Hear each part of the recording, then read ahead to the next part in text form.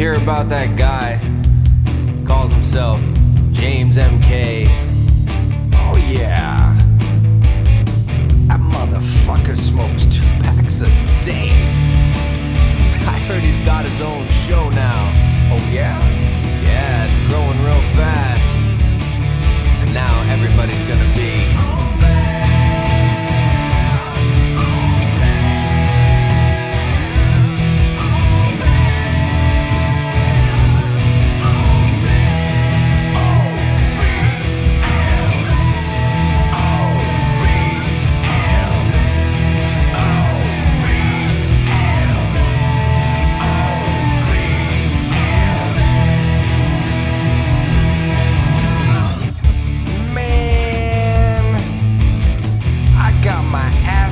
by an old man. You think that's bad? He beat me down using only one hand. I heard he outdrinks the guests on his show. Well, by now, I'm sure that everybody knows.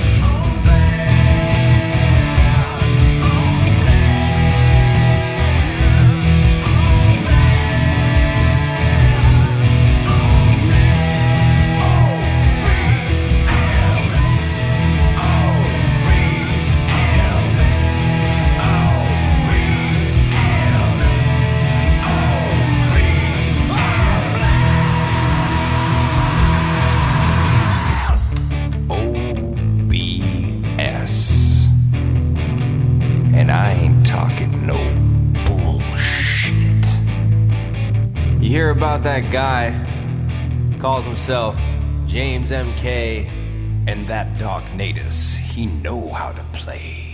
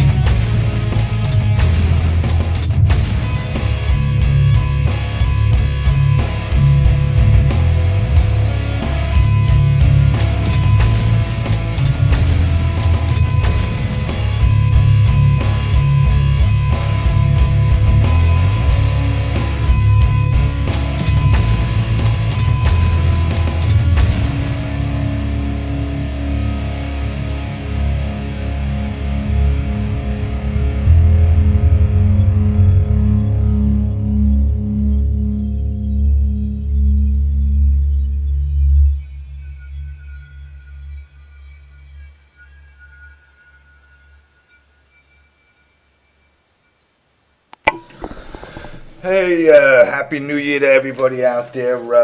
We are on what, the 27th episode, I believe, Natus? Correct. 27th episode of the On Blast show. Before I forget, what I quickly want to do is, because I kind of been slacking, and I want those people out there to know that who have asked to be OBS, I haven't forgotten you are OBS. Mesmerize, B-Wiz, who's also 88, Zato 1984, who's out in Portugal, King Ray Jr., Disturbed, Axel Road, Rampage, Mosh Pit Petey, Legion Storm, and there is one more, and the name is slipping for me right now. 2013 is going to open up some doors for a lot for the On Blast show, especially with deployment of the OnBlastShow.com, which I'm actually in the planning, hopefully quick planning / get it out there and get the ball rolling to have the full website up and running ASAP. I have some really good talented people that'll be helping me out. Same guys who I got to give shout outs to, the MKU crew. They've helped us out from day one, and they're going to give me a hand trying to help me get the site up and running. It's not going to be a competition site per se with with MKU or Test Your Might or any of the actual gaming sites. It's going to deal more with the show. One of the things I'm looking to do is OBS members, people that are actually members of OBS that rep it well. I'm going to have a private auditorium per se where you'll be able to have a private show every once in a while from special guests. Might be, it could be Ed Boon, could be, President Obama, whoever I decide to get that day. That's something that's in the works. Every member that's out there that is OBS that knows their OBS, and believe it or not, like I said, I know everybody out there. I've mentioned before in the past to hit me up with email, shirt sizes, and all that stuff. If you have not, you can hit me up at one of two places. It's easier for me because I'm trying to build a OBS database. Either hit me up at JamessMK at Hotmail or JamessMK at theonblastshow.com. My original members, they know who they are. Players like One Man, Three Letters, Ed Fig, and all them. They already have On Blast Show email accounts. Basically, what I'm going to do is I'm going to tell everybody, hit me up. This day and age, if you don't have your own email address, I feel pretty bad for you. But if you don't, then it's still no problem. But rather than me control your password and be able to see your shit, because you might want some private stuff, I've been telling a lot of guys, just give me your forwarding email address and I'll have all the On Blast show. So, for example, OBS Rampage 22 will be at forward to whatever his private email is. What's up, Bill? Mr. Felice, Mr. Limbo, by the way, I got to say, I think I got to make you a OBS Limbo dog, especially after seeing those SIGs and that artwork you were doing. I was pretty damn impressed. What's up there, Mr. Blackula? Like I said, everybody out there that knows their OBS, hit me up some way, shape, or form, so I know what you want your email address to say. Also, there's 5 people out there. This is something that's in the works. 5 people that are out there. I don't like to call it the Biggest Loser because I'm not an exploiting producer or TV station. But there's 5 players out there right now that have filled out the paperwork to basically participate. Leah Montalongo, aka Sindel, is going to be rolling out the first half of January basically a training program that's going to help some people lose some weight that feel they could shed a couple of pounds, and pretty much it's going to come down to these 5 people, and like I said, it's not a competition against one another. It's more of for your own personal gain. One of the other things I want to mention for 2013, and this doesn't go to OBS members, this don't go to just Street Fighter, to Mortal Kombat members, it can go to anybody in the community. It's come to my attention as we roll into 2013 that I'm an old motherfucker, and I'm getting older. The fact that I'm getting older, one of the things I really haven't addressed on because it's kind of on serious notes. Obviously, this past month with the shootings that have gone on up in Connecticut. One of the things I want everybody in this community to be able to do is to basically become dependent on one another and be able to, if you have an issue, I don't care if it's, if it hurts when you pee, or, you're fighting with your girl, or you have the desire to go punch somebody out, you should be able to address somebody in the community. Now, I'm not saying I'm the end all of all. I'll tell you this, I've been through a lot of shit in my life, a lot good, a lot bad. I think a lot more bad than good. just if people need somebody to talk to, and this is beyond the gaming side of it. At the end of the day, we're all friends, and this ain't a kumbaya moment. This is just, as Triforce likes to say, this is real talk. Limbo Dog breaks my balls. I think he's a funny fucking guy. Napalm, from the day I met, Napalm, he's been a straight up guy. I want anybody, whether you're a VSM guy or Natus or anybody that's in the community, if you ever just want to bullshit, if you got issues or something bothering you, you should be able to at least get it out and not have to go pay a shrink. Now I don't care that, I don't pretend to have all the answers. I don't have Bill, $10. That's all it would take. I can guarantee you. I don't pretend to have all the answers, but if I can help, I'll help. With that said, I'm going to let Mr. Natus take over on the mic for a little bit. What's up, everybody? Welcome to another episode of the On Blast Show. As you guys can see, Cary, Mr. Shang Tsung will be on the show in a little bit. We are going to be starting off with a little bit of drama, since I particularly like the drama stuff. Before we go into that, shouts out to everybody, all the websites that support us: MKU, Test Your Might, Shoryuken, Awesome Smack, MK Bible, Gamers Edge, DV Mugen, MK Server, the Video X Games, Dominion Myth and Gaming, Mortal Kombat Online, TRMK, Ultra Spec Cables, Comment Network, MKMP, MK Universe, Empire Arcadia, Total Mortal Kombat, and PC and Pro PC Gaming. Remember, guys, archives are no longer on Twitch. In case you haven't watched the past few episodes or just fucking plain stupid or some shit like that and have not realized the archives are not on Twitch anymore, please subscribe to our YouTube channel. All archives are there. They're usually on by the next day, within about 24 hours. The archives are there. So if you missed any episodes, go check out the archives. Also, remember our Facebook page. Like us on Facebook. Shouts out to Trip Sessions. Hit them up, our sponsor group. They're the ones who supply the music and stuff for the show. Don't forget to check out his documentary that's coming out, I guess, sometime in the next few months. Yeah, we'll be running a commercial for it a little bit later. Oh, even better. There you go.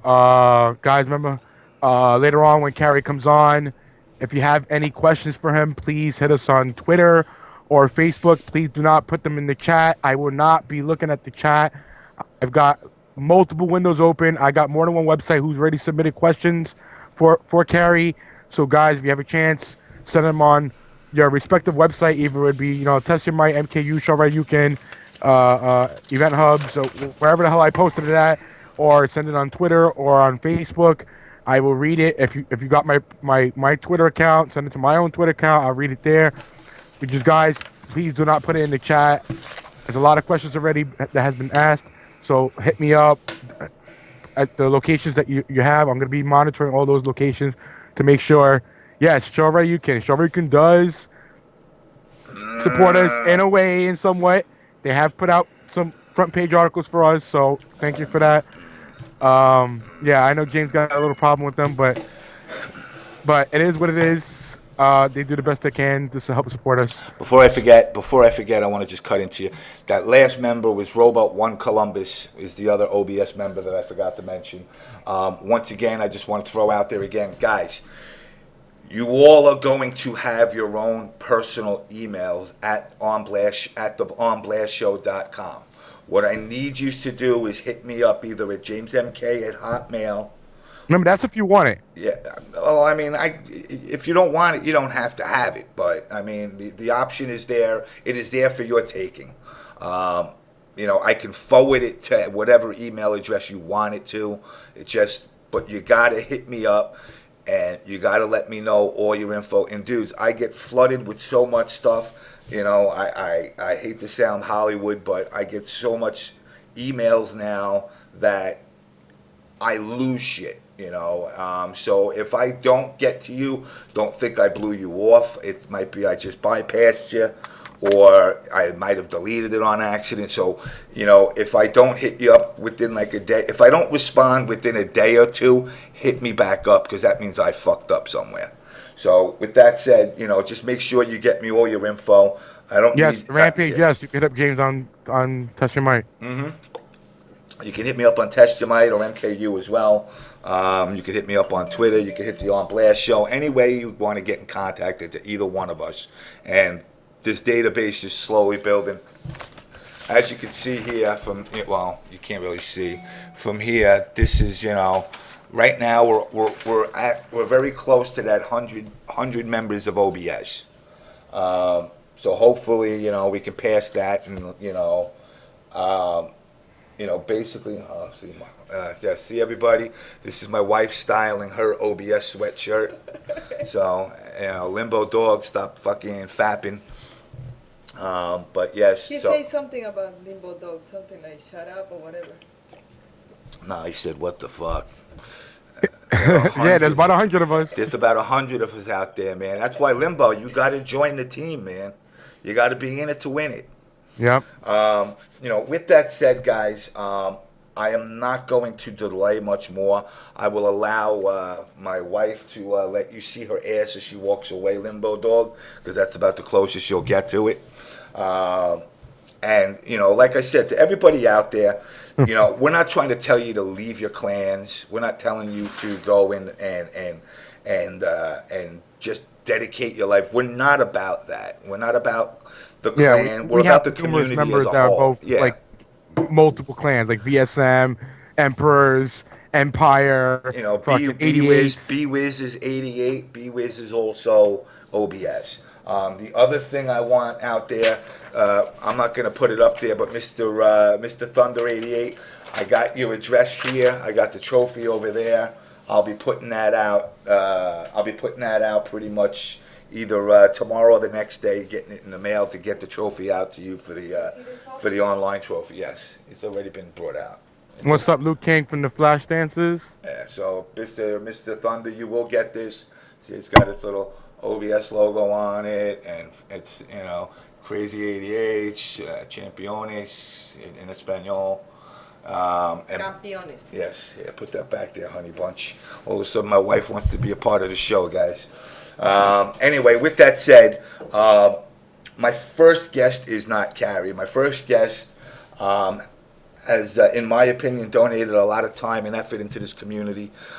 He's not a player that's a top tier guy, but he's a pretty straightforward guy. He may not be nice. What are we nice? Okay. I just got something. This is from ZachMK. ZachMK was nice enough to send us some. What the heck game is this? DOTA 2? Anybody know what that is? Dota 2. Huh? Dota 2? Beta keys? Yeah, he sent me some beta keys to give away during the show at any given time. I guess in the stream or whatever the case is. Okay. So if anybody's interested in that, there's 3 codes I got from Zach, and I'll randomly just put it up during the show. That's a cool deal, man. Thanks a lot there, Mr. Zap. Yes, thank you very much, Zach. Everybody, thanks Zach MK for that.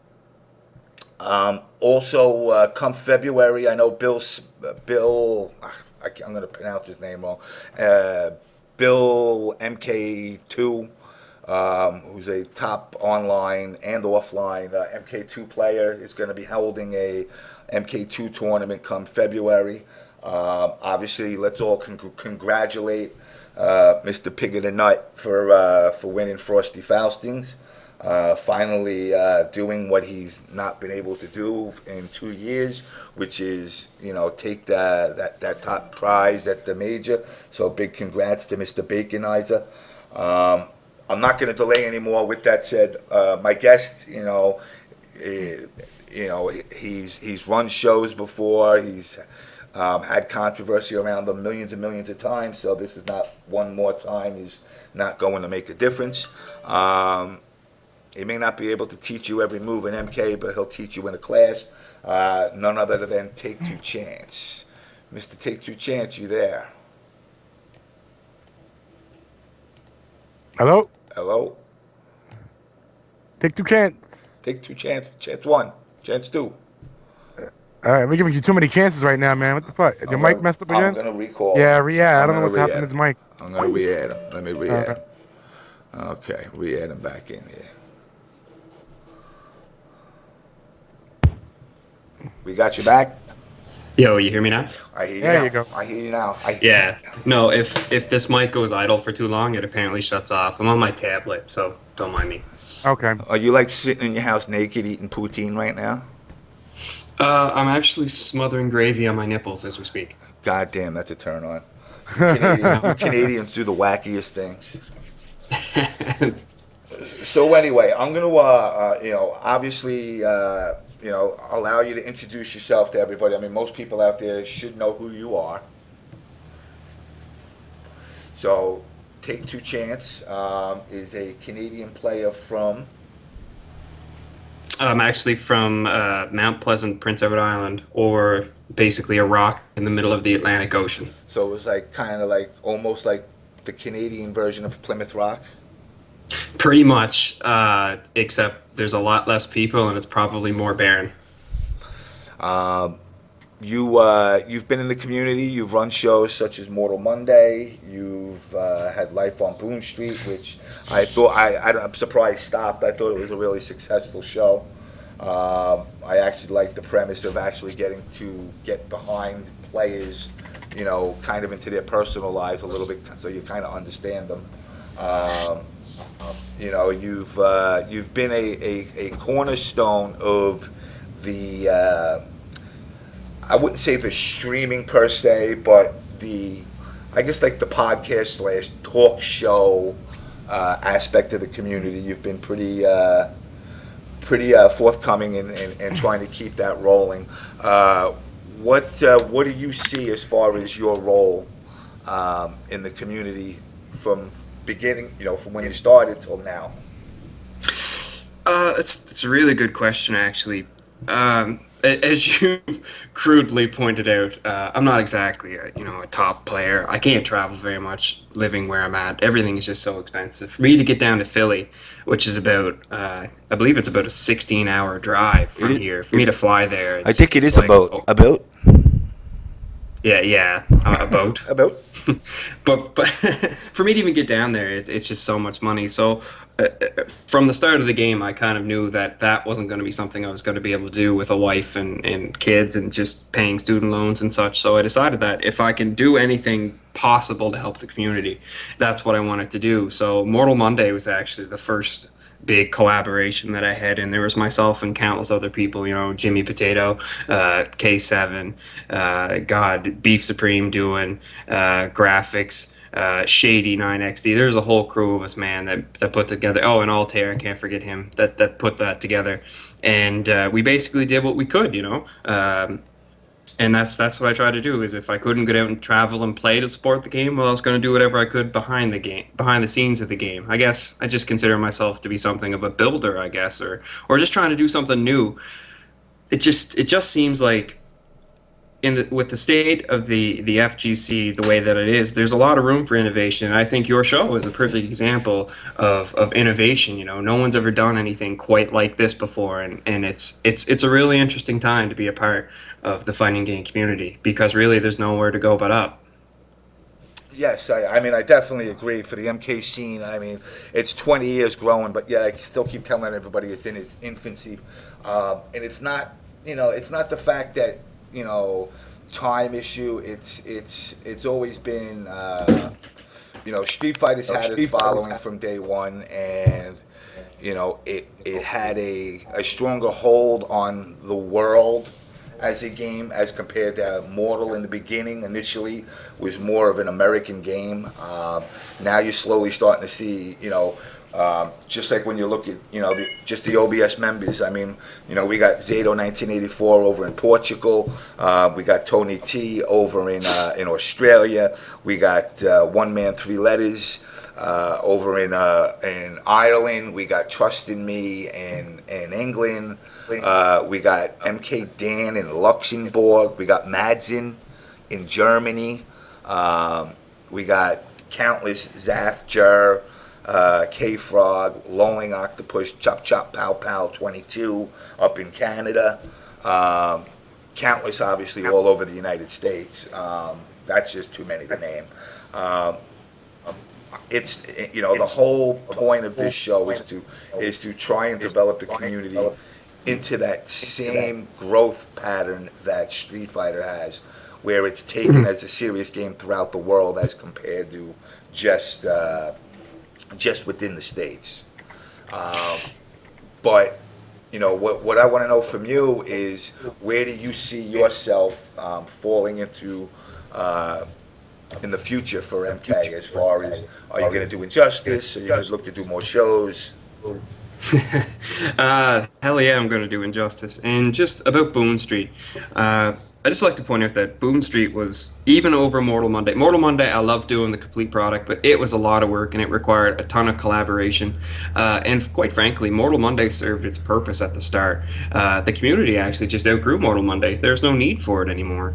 You know, guys were actually getting out to tournaments and doing all these hype matchups. You know, it was great. They were doing money matches, and everyone was getting to see these marquee tournament matches.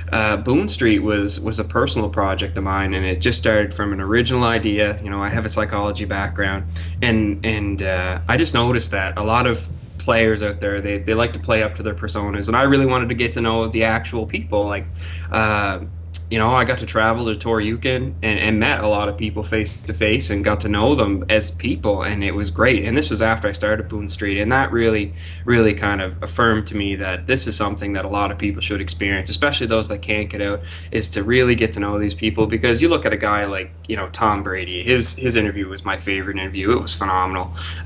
You just really get to know more of that, you know, person, aside from whatever drama they might be involved with at the time. And as far as Boone Street goes, it is reviving. We've been trying to get an episode out now for the last about week and a half. It will come out. I promise it'll get done. We're just trying to work out the time, and you have not seen the last of Boone Street. And as far as Injustice goes, there's some plans down the pipeline in regards to some new content for Injustice as well. You won't see the end of me. I'll try to contribute as much as I can. I have a boy on the way, so no, I'm not pro now, but god damn it, I'm breeding a training partner, and I'm coming. Congrats, man. When does he do? He's due in April. So, He'll be little baby coming. So you know, I know you're STB, but you know, I do kind of find you fit the mold for OBS.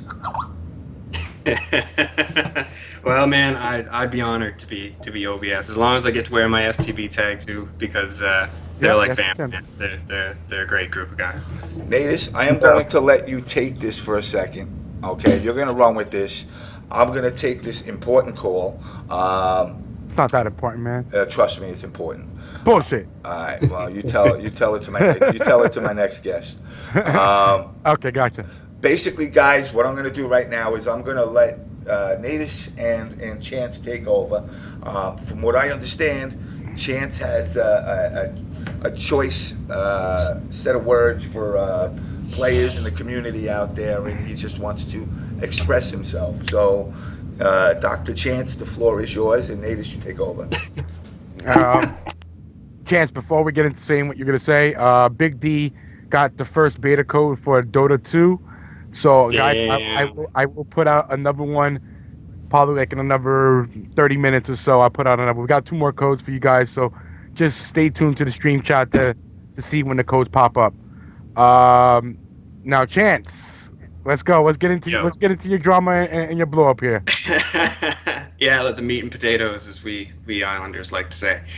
First off, I'm gonna try to keep this as PG as I can. It's not a PG show, bro. It's not a PG show. Oh, no, I know. It's just usually everyone who's heard me blow up before knows that once I get rolling and get into a tirade, the F-bombs start to drop, and I probably get pretty incoherent. So, with that being said, also when I get worked up, I have a really hard time recollecting facts. I don't know, it could be a defense mechanism, but that's just the way I am. So I actually wrote down, it's over 5 pages long, wow, of the whole story behind this blow up. So if I sound like I'm reading off a paper, well, I'm reading off a paper, because this is the only way I could keep this straight and let everybody in on what exactly happened. And just to kind of get you all caught up, recently on Test Your Might, 16-Bit and I got into a little bit of an altercation. A lot of people didn't really understand what it was about, which is completely understandable, because it stems from way back. And before I even get into all of it, I just just want to say that I will never, ever, ever, ever criticize 16-bit as far as his playing ability. He's a phenomenal player. He's an absolute ridiculous player. I'll never, ever attack that about him. He deserves all the respect that anyone can give him for his playing ability, and I just want to say that I will not ever, ever, ever call him out for something like that. With that being said, do you mind if I get right into it now, Natus, or did you have anything to say before I start? Go right ahead.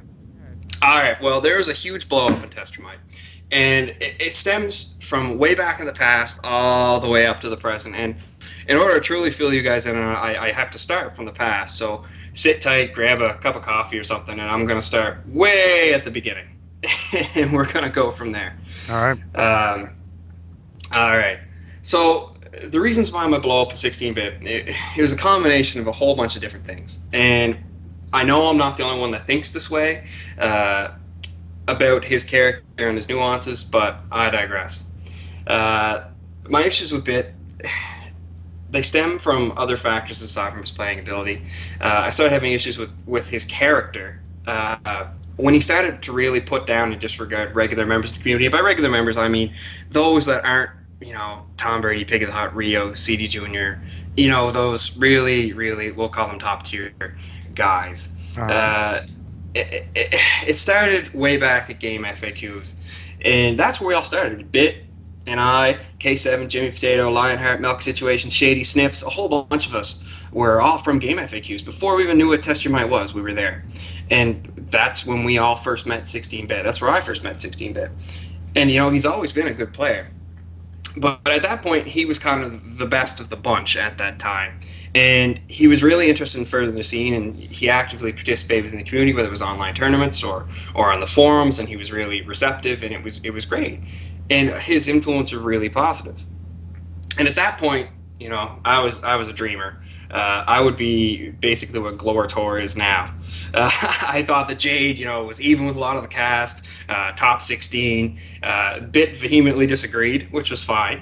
And we played matches to hash it out, and it was great. He helped me find my fundamentals. He showed me things that characters could do to shut down Jade. And more importantly, while he had his own opinion on the matchup, he was open to defending it and fleshing it out. And for that, I have nothing but praise and admiration for it. Shortly after this, I started Mortal Mondays, and shortly after that, K7 actually approached me and told me that he was starting a podcast, and I was excited about that, and it ended up taking off, and I was very, very, very happy to see that, and it became the gem that it's currently known as. During that period, this is when Mortal Monday was still going on, we started bringing in guest hosts to commentate on matches. And 16-bit and the KTP crew were one of those guest hosts, and we really appreciate them coming on, and the community did as well, and that's why we took them on.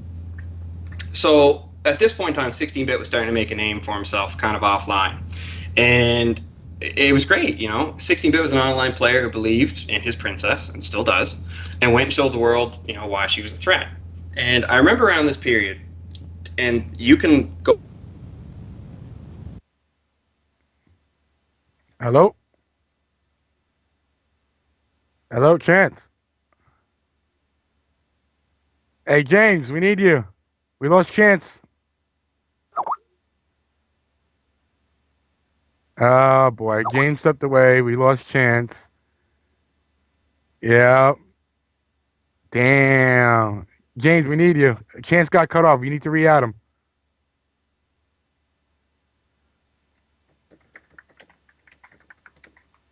Okay, I'm back. What's up? What am I missing? Yeah, we lost Chance. You got to take him off and put him back on. Man, Chance. Do you want to dance? Do you want to take a chance? Disturb, not now. Later on, we'll get you on.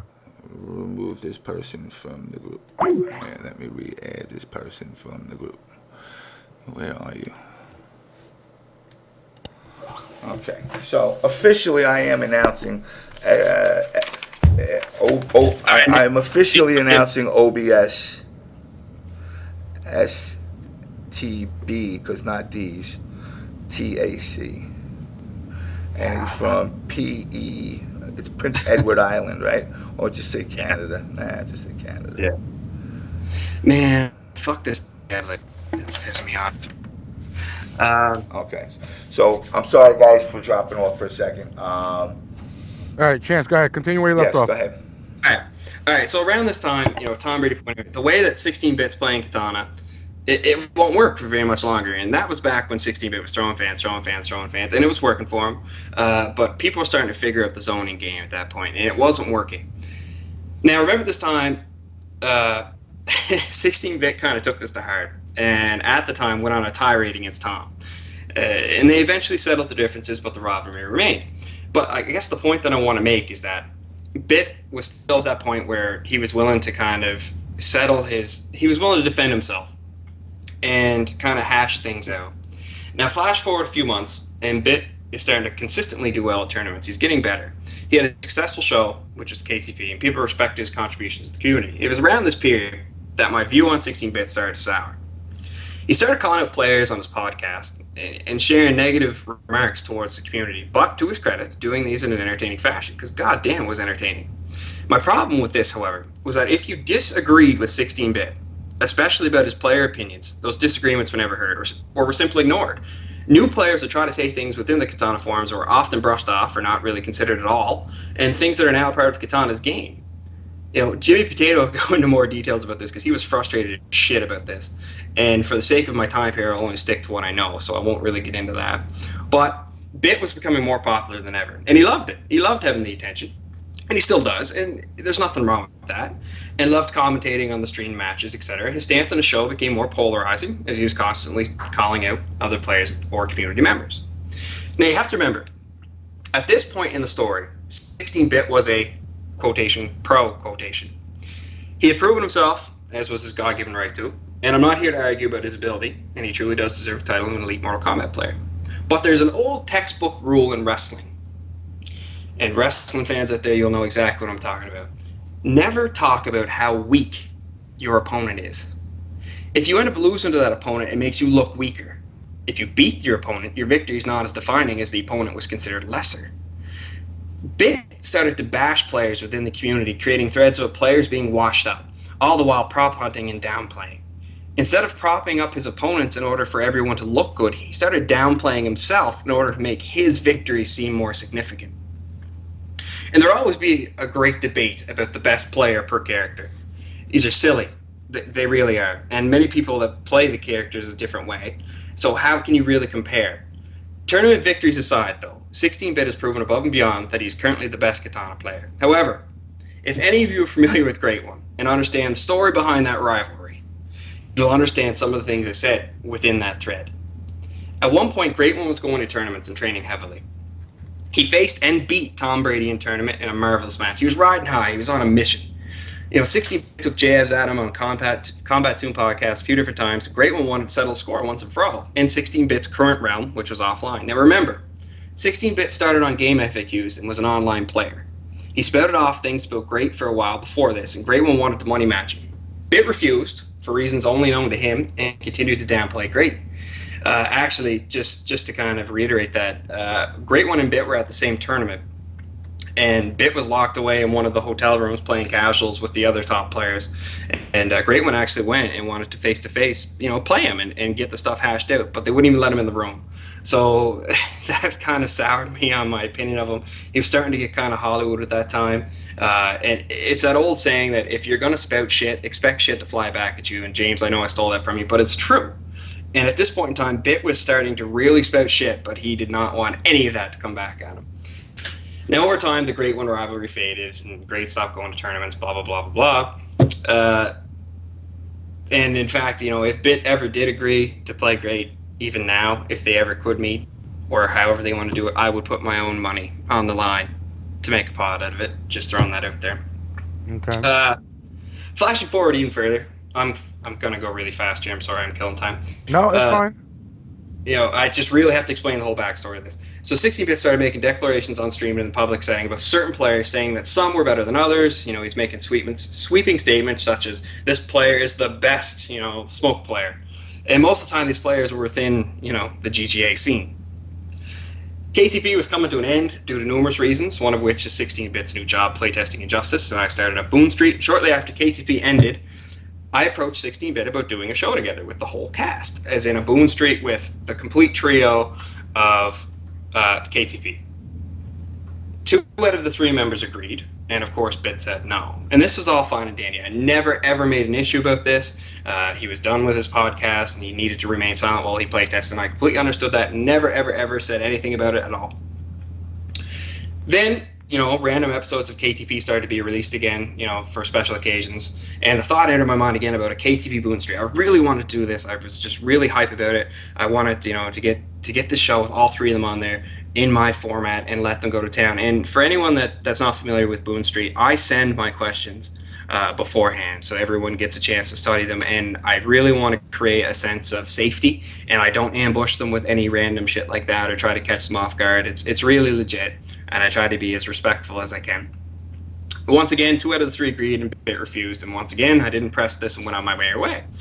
Now, I always had a good working relationship with Bit, and while I never agreed with all the things that he said, I did respect his right to say them. Like, he has freedom of speech, I get it, he can. Shortly after this, I did send out a private message to a bunch of media outlets, as in people in the community that have shows, are familiar, like James, are familiar with the kind of format in the area, about a potential idea. And players such as Pig of the Hut, Big D, and others, they weighed in along with 16-Bit, who immediately dismissed the idea. And that was fine. I was looking for opinions. I took every single input, made my case, moved on. No negative ill will is contained in any of those posts. I still have them. There's nothing, never attacked anybody. I rolled with it. It was great. I loved the input. But shortly after this period of time, Bit and I were in a stream chat together. I brought up a point that he made on stream about something. I actually forget what it was about, but I love playing devil's advocate. It's one of my favorite things to do. And at one point during this back and forth, which was not in any way insulting or aggressive, Bit just dropped the ball and said, "Fine, I won't do KTP anymore." And he fucking went emo. And it pissed me off. Instead of having a rational argument, he hid behind his show. And I, of course, retaliated by saying, if you end KTP for good, that's on you. That's your decision, not mine. I love your show. If you want to end it, then that's you ending it, not me. And then he said, well, if I'm going to blow him up for everything he says on the show, then, well, he's not going to do the show. And I just found that completely ironic, considering that's what his show was just blowing up other people. Now, on Facebook, this is where the whole post started. Nia Russell is a Canadian Jade player. Everyone should be familiar with Russell. He's phenomenal. He wanted to play Bit's Katana. And I was pretty excited about this because, I play Jade, and as I said, I hashed out these matches earlier with Bit, and I really want to see how Russell could do, because Russell is, quite frankly, a better player than I am. And anyway, comments within the Facebook post kind of indicated that Bit said, I'll only play him in tournament, and wouldn't acknowledge Russell, which I took as a slap in the face. It's one thing to snub someone who doesn't go to tournaments anymore, like me, but it's another to snub a top player or a player that does travel. However, I do want to point this out, and this was an error on my part. I didn't do my homework, and I jumped the gun. Turns out, Bit did not refuse to play Russell in any money match at first, whatever. He simply could not make winner brawl. And, that's as good as reasons any, and I did apologize 60-Bit over that, and that was 100% my fault. Now, Bit was talking shit about Russell's Jade in the stream, I guess, is what happened, and Russell challenged him, and that's how it all started anyway. So we'll just wipe that off the table. But that's how the posts on Test You Might start. It was for that reason, and I misunderstood that, and I did apologize to him for that. Now, to get to the present, this is where I'll explain. At the peak of the drama over the whole Rio versus Perfect Legend money match falling through, points are made by Rio and myself about how players need to basically stop trying to protect themselves and ducking other people. Which is true. Numerous people have come up to me and said that 16-Bit refused to play them, like Great One. They can't get into ruins with them, etc., etc. If you're not a well-known MK player, good luck getting near 16-Bit. Those are other people's words. And I admitted that I'm probably the worst at writing on my previous accomplishments, and it's time we either put up or shut up. If we refuse to face players in casuals for money matches or first to whatevers, we're removing an integral part of the tournament experience. We're stunting the growth of our game, and we're presenting ourselves as a closed-off elitist community. Now, bear in mind, the events of the Facebook post are fresh at this point, and I was not aware of the true facts. So I used that as my example when calling out then unnamed 16-Bit. I didn't make it known that I was actually calling out Bit. However, we then went back and forth, trading jabs. 16-Bit said at one point, "So thanks for blowing me up for no reason." And this was in regards to the Facebook post. I laughed under this. I literally laughed out loud. And I just responded with, as someone who constantly blows up anyone and everything up for no fucking reason, are you seriously going to try to guilt trip me? Like, get the fuck out of here, man. And James's whole point of the thread was that if players are going to talk shit and this is in reference to Perfect Legend, then they have to understand that shit is going to come back at them. Some players handle this better than others. Yep. And seeing as 16-bit is a proverbial shit thrower, I figured he would understand that it goes both ways. But he didn't. He played the victim. And this pisses me off the most. If you're going to toss shit and then you're going to hide behind or threaten to close shit down or anything, it's fucking stupid. He played the victim. He said, in the future, do not send me PMs asking for my help in your shows either. And that just set me off. Like, I'm a pretty proud guy. I'm proud of what I did. I'm proud of Boo & Street. I'm proud of Mortal Mondays. I'm proud of the work that I put into it. And I'm proud of everybody else helping me for that. And I thought that was a real community effort. But I never once asked 16-bit for his help. I never personally said, help me with this.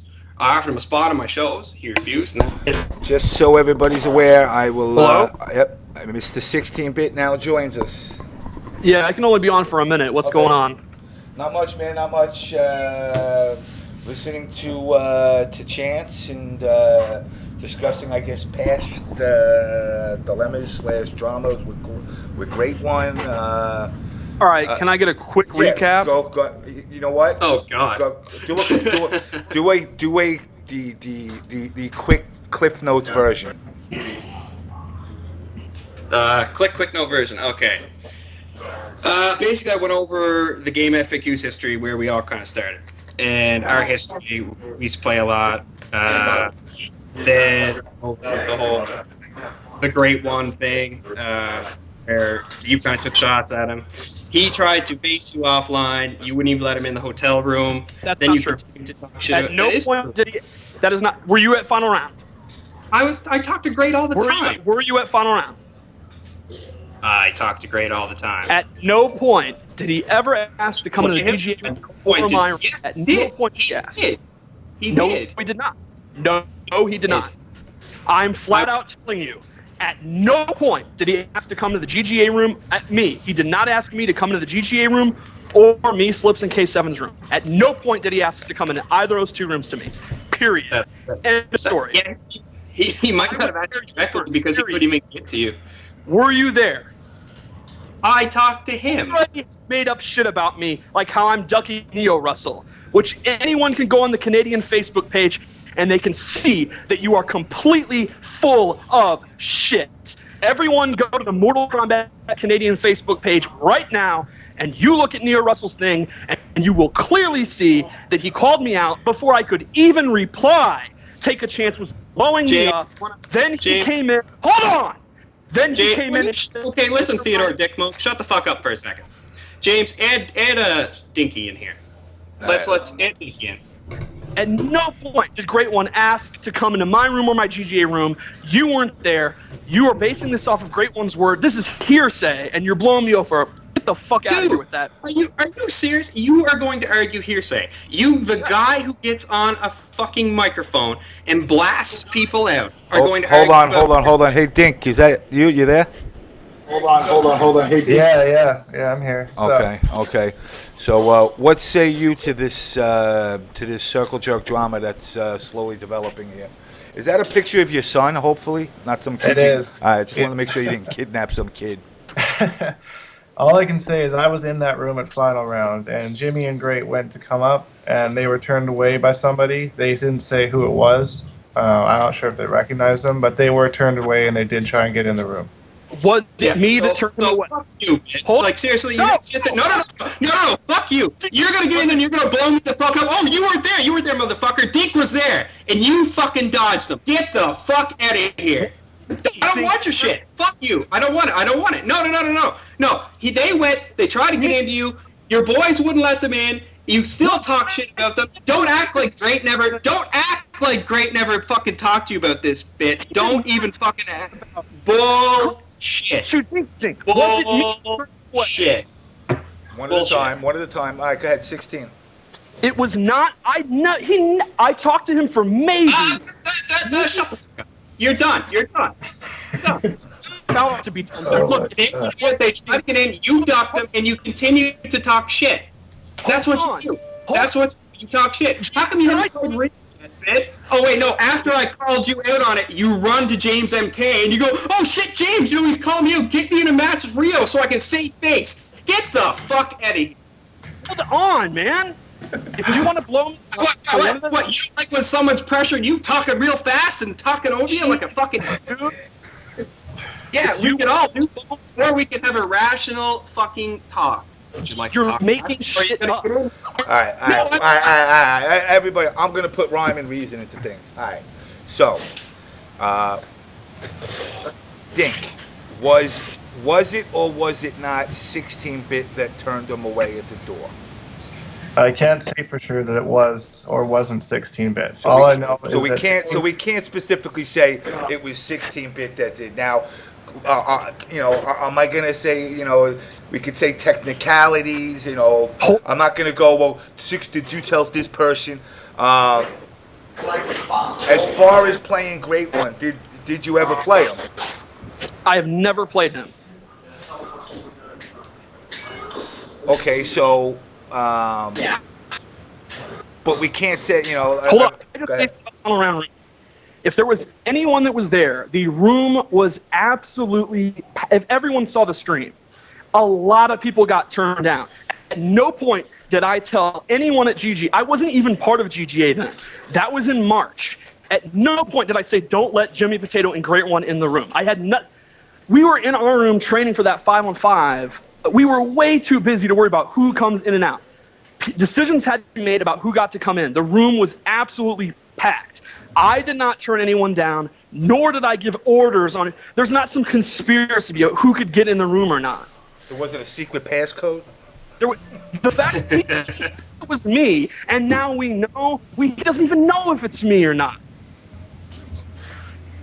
It's just like the Neo Russell thing. The dude is, if you want to blow me up for something I've actually done, fine, I don't care. But this shit where you are quick, everyone go to the Mortal Kombat Canadian Facebook page. You'll see, I'm obviously right. Neo Russell says he's gonna. I already told them about the Facebook thing, and I told them that I already fucked up, and I apologized for it. So I don't know what point you're trying to make. I already explained that. I'm not trying to blow you up for shit that you didn't do. Fucking up again. At no point did I tell Great One or Jimmy Potato they could not come into this room, and at no point did I tell anyone you can't let those two in the room, man. Never. Period. So okay, I wish Great One was online, but let me just ask you this then, okay? If we could get you and Greg to play, would you end up going into the room on friendly terms, or would there be animosity there? Right now, there's going to be a shitload of animosity. Why? Oh. Why would... I want to know, why would you be animosity? Why would you be? There's obviously an issue there, and I would like to know, why would there be animosity? Who would go and play this guy when you're sitting here? I wouldn't be mad at him. Not 16-bit, because that's the problem. This guy's never involved in this drama. I wouldn't mind playing him. But yeah, if we play, there's going to be animosity. How would there not be? I don't understand why you'd be shocked that there'd be animosity when you just got done blowing me up. I mean, look, at the end of the day, there ain't got to be animosity. I mean, between you and Great One, yeah. I'm not fucking electrocute the guy. Like, I mean, there's a million people I played where there's quote anima. I mean, it's not like we're gonna kill each other. Well, see, now I don't know if you want to call what you're saying animosity, or more of that competitive shit talk that goes on. Yeah. I mean, it ain't like I'm gonna snatch your wallet outside. That kind of animosity. It's a competitive animosity. I'm not gonna play cat with the guy. Let me put it that way. What was that? I'm sorry. It wouldn't be casuals. Like, it's not going to say, hey, how's it going? And let's play games for fun. And there's nothing wrong with that. Yeah, what's the big deal? There's nothing wrong with that. I mean, you want to play. But, I mean, from the way it's coming out, so, I mean, now we already spoke a little bit about the other thing. I'm working on getting him out there. I'm going to work on getting him on a plane with me. It's only starting freaking snow for the other thing we'll talk about later. So basically, I'm going to assume that this is another challenge out there because, they're going to start lining up on you now. That Great One obviously wants to play. Well, fine. My problem has never been if the guy is good or not or whatever. The problem has been the talking point that this dude is the best and he'd be doing what I did if he could travel to tournaments because he got 9th at final round. All right, he got 9th at final round. That's tight. So did I. CD Senior outplaced us. So even if he'd be better than me, he still wouldn't be the best katana at the time. Somehow that's always ignored. But fine, he got 9th at final round.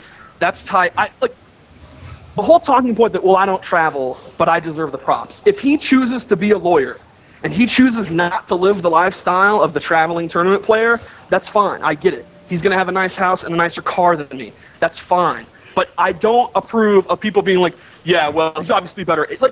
Great One literally has posted, I'm confident I would have done just as well if I had traveled. Well, you don't, and you didn't. So excuse people for not, just buying into that. That's my only problem. That's always been my problem. So if you want to continue to support him because he's your boy, whatever. But don't talk about how me and my hired thugs went on a rumor that you weren't there. You don't even know that.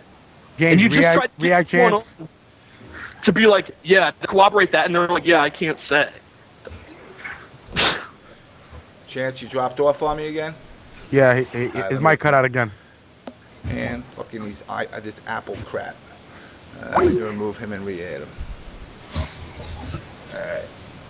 I mean, look, at the end of the day, all this shit. You got me now? Yeah, we hear you now. You back? And what you're saying is completely fine, but the issue is that you fucking called him out first. And then he went, and he was at the tournament, and he was pissed about it, because you just, out of nowhere, started talking shit about Great One. And what? He was there, he was like, I'll play. Yeah, I know you don't remember, because you never remember. It was on your show. And he went there, and he was like, all right, let's play. He went to go to your room, and you have to put yourself in his shoes. He went, and he tried to go meet you. Now, whether you're the one that turned him away or not... Mike sucks ass. When did I call him out? His mic just disappeared again. Hold on. I'm pretty sure the only time he ever came up on KTP was I told the story and when he was bragging about how he could level up or whatever. And I was like, dude, that's obnoxious. I never called him out. Anyone, I don't know what episode that was on. But for no call, I told that story about talking to him on Xbox Live. And he made posts and then the whole team of it. There was no call out. This is another example of this dude. Chance is so quick to blow him up, and he obviously wants this Hollywood narrative where I said something like, people saw in the forums, I was like, yeah, Sunk would beat Neo Russell or whatever. And it's like, dude, what a call out. What a call out. Now you're ducking Neo Russell. Why are you ducking Neo Russell? Why are you calling him out? So wait. No, just wait. So you made a point earlier, and I did this in the thread. You made this point of saying, yeah, he said this shit about the Facebook post, and I did, and I was misinformed, and I apologize for it. I took that one like a man. I said, look, even in the thread, you go back and look, I said, I'm sorry. That was my mistake.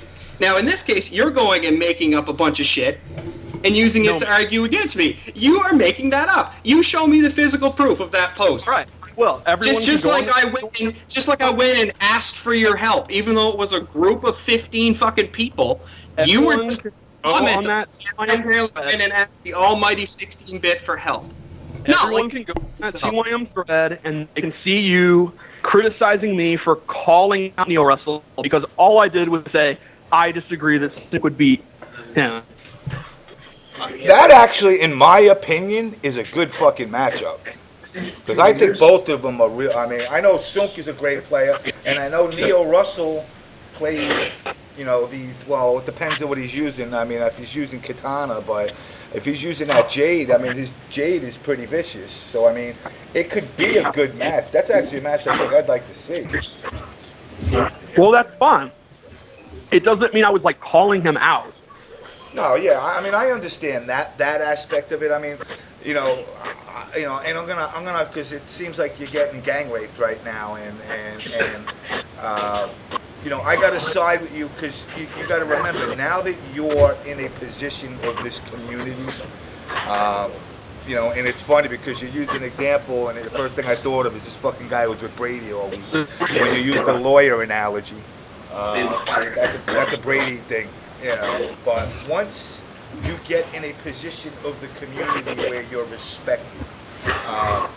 Two things I'll say that happen. One, nobody wants to lose the respect they gain. You know, and I saw like the going ons of like, you know, with PL and as far as him doing the money match with Rio, and you know, you were on. You're I'm not going to deny it, and I don't think you can either. You're on his side with him not playing, which is understandable. But you know, in the competitive aspect, which is where where I'm looking at it, you know, I would want to play any player anywhere. I mean, I know you're going to blow me up, 19 out of 20 times, but all I got to do is win that one time, and I could walk away satisfied. You know, and you know, I would expect, even if it's the other way around, if the tables were turned, I wouldn't be like, you know what, I'm not gonna get this guy. Fuck him. I'd never give somebody that feeling they're beneath, that matchup. And I think what Chance is kind of trying to say, at least that's the gist I'm getting. Correct me if I'm wrong. But I think he feels that you actually have this, players are beneath you, because you're quick to say, like, maybe this guy got blown up. I will say my one criticism of you is, I forgot what it was you were talking about. I think it was one of the KTPs. Somebody got 9th place, and like, basically you were like, no, they're blown up, and I'm like, wait, 9th place is a blow up? In my book, sitting where I sit, coming in the 20s, I'm like, yo, 9th place is a fucking player, but you also got to remember and keep it to perspective where you sit, at what set skill level compared to other players. For somebody to get 9th place, like me, dude, I just won the fucking Olympics and I won every swimming event there was, Well, I mean, you're right about that. Half that, the whole wash thing is like 50% a joke and 50% true, but it's about expectation. We could go on and on about that. You're right. But I want to make a point before I go. I don't like money matches, but it seems like people are now thinking that I don't play, period. I just got back from the tournament, and I'm pretty sure I played almost every single person that was there. I think Espio was the one guy I can think of where we didn't run casuals. I played from Thursday, Friday, Saturday, Sunday, and now I'm at the arcade. Night and day. I play almost everybody. When people want to play, I love playing this game. And I play everybody of every skill level. I love helping people. No one has talked more about how to beat Katana than I go on and on. If you ask me, what do you think I'm doing on this matchup? I will sit there and talk to you like an hour. For the most part, I mean, not always. Like if I have a tournament match I'm looking forward to, like I might not. But for the most part, unless you catch me like busy, I'll run sets with you and I'll play anyone. So this whole idea that I remember when Rio challenged me for NEC, and I said, look, I don't want to play you for money. I'm not that confident I'll win. I flat out said I'm not that confident I'll win. I don't want to play you for money. But if you want to come to the room and you want to prove that you can beat me now, we'll run casuals. Remember that? Yeah. Remember when I said that? Yeah. He came to my room, we ran casuals. He won more than I won. I told him, man, you've leveled up in Katana match. I don't know if I'm Why wouldn't you? Why what? Can you hear me? Yeah. Can you hear me? Yeah. Yeah. Why would you be afraid to run those publicly? I'm not. I will. But you said the first thing that you said was, well, we'll go back to the room and run them. You don't have to even play for money. You can do a first to 5. Why would you say that? There was no stream. All right, that's a different story altogether then. Everyone has seen me play a shitload of people on our stream constantly. How many times am I on the G stream when people are in town running sets with? Felice said he would stream it, and he wasn't there. And I'm just now saying he won more than me. So, who cares? I don't like to play for money. Although, I guess now I have to start. I mean, No, you know what? No. See, this is one. I mean, look, this. I hear all the forum debates about this whole money thing, and you guys are playing for nickels and dimes at the end of the day, and it's the fact that, the money issue shouldn't be an issue, except for the simple fact that when money's on the line, when you lack it, you tend to play a little bit harder, and it's almost equivalent to guys when they're on stream for their first time. And that nerves you get of the first time you were on stream, and you usually get blown up your first time because you're not used to being on stream and you know a million people are watching. I think the money aspect of it is to add to that element of it. I don't even think it's the dollar amount as much as it is just the fact that when money's involved, you know, it's like me and you playing blackjack for fun. Who gives a fuck? But when $500 is on the line, all of a sudden we care a little bit more. We make a little bit more careful decisions, or we make, you know, those overly cautious decisions that cost you. So I mean, I think, you know, the money aspect of it, that's all it's really about. You know, I don't think Rio's running around thinking he's going to get rich off of everybody playing money matches. But, you know, the fact of the matter is, I think he knows and he sees that as well, that, you know, playing somebody for a money match as compared to just playing the casual. You know, like you said, when you guys were sitting in the room playing, if money had been on the line, you may have a tendency to play a little bit more different, a little bit more cautiously. Which, you know, one way it can help you, one way it might not help you, depending on how, you know, obviously it turns out. But that's all I think the money aspect of it is. I don't think anybody, you know, we ain't ever going to see $40,000 fucking money matches. You know, it just ain't going to happen. You know, so I mean, that's really what I think as far as Rio with the money thing comes from. But, you know, we'll talk about that, like I said, because, I mean, I'm going to try to get him out to... get them out there on the 16th. You know, Good. And that's something, you know, and that's something that, you know, once again, like I said, it's not an issue of money. I think it's, you know, and I'm going to talk to Rio about that too. You know, I've already said to him, you know, why you keep telling everybody money? If somebody says no, they say no. That's it. You know, some people, you know what? Like you said, and you made it clear, you're like, yo, look. James, react chance. Again, Jesus Christ, Chance, you're fucking Apple eye crap. Here we go. You know, but, you know, it's, I don't know, I think for Rio it's more of redemption for himself, that yes, maybe, you know, maybe he beat you more in the room that time. But I think it's, I mean, he really has his sights on PL at the end of the day. I mean, Like, here's the thing. And sorry, Bit, for interrupting you. You'll get the talk. Here's the thing, though. Like, for Rio's perspective, and this was the same thing for Great, and this is why it was such a big issue for both of them, is after you beat him in 2 separate tournaments, this is Rio, you then basically were going around saying that you had his number, that you had Rio's number. And Rio was sitting there going, well, I want my chance to prove it back. And right. I guess he got frustrated because he never got the opportunity to. And the fact that you now are going to hash this out, that's great, because that's something that I really want to see. I'm sure that's something that the community really wants to see. That's wonderful. I'm pretty stoked with that. Like, that's a marquee matchup that I would want to see.